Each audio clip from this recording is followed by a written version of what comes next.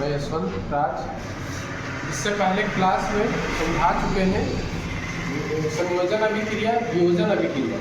तो आज समझाने वाले हैं विस्थापन अभिक्रिया।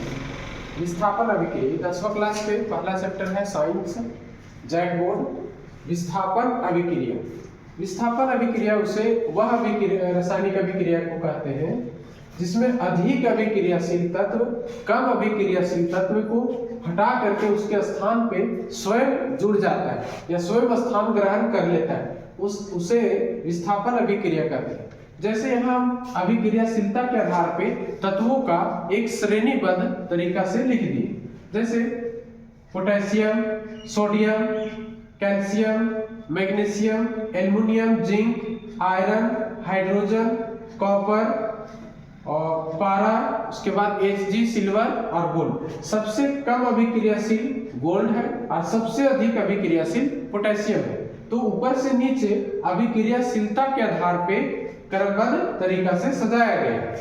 तो Fe देखिए, Fe कहाँ है तो यहाँ पे, उसके बाद Cu यहाँ है।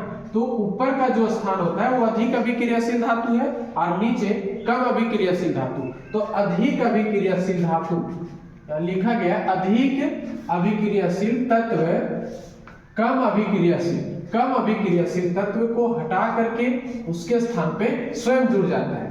ऐसी रासायनिक अभिक्रिया को विस्थापन अभिक्रिया कहते हैं। एग्जाम्पल पे आयरन जो है कॉपर को डिस्प्लेसमेंट कर दिया, हटा दिया, इंग्लिश में डिस्प्लेसमेंट रिएक्शन करते हैं। इसको हटा करके स्वयं जुड़ गया और ये फेरस सल्फेट बन गया।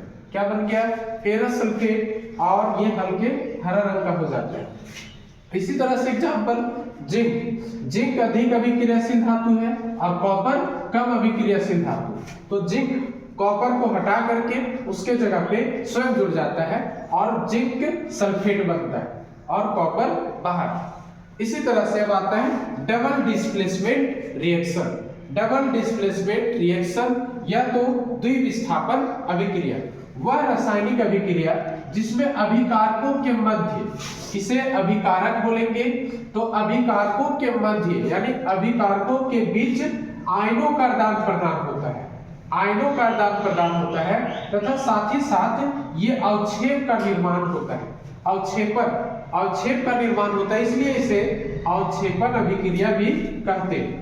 अवक्षेपन अभिक्रिया भी कहते हैं। अब देखिए डबल डिस्प्लेसमेंट में क्या होता है, बेरियम क्लोराइड है, तो बेरियम क्लोराइड है, इसका संयोजकता 2 होगा और क्लोरीन -1 होगा। उसके बाद सोडियम है +1 होगा और सल्फेट होगा, सल्फेट 2- होगा, इसको 4 सल्फेट कहते हैं। तो देखिए यहाँ बेरियम का आयन और सल्फेट का आयन, दोनों आयन के बीच मध्य जो है आदान प्रदान होगा आयनों का। तो यहाँ से बन जाएगा बेरियम सल्फेट और क्लोरीन के मध्य आयनों का आदान प्रदान होगा, ये बन जाएगा सोडियम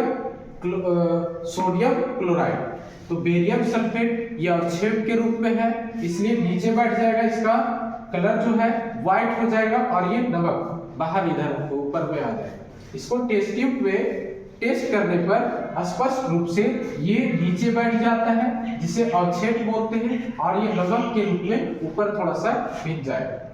ठीक है, तो ये क्लियर है विस्थापन अभिक्रिया और द्विविस्थापन अभिक्रिया।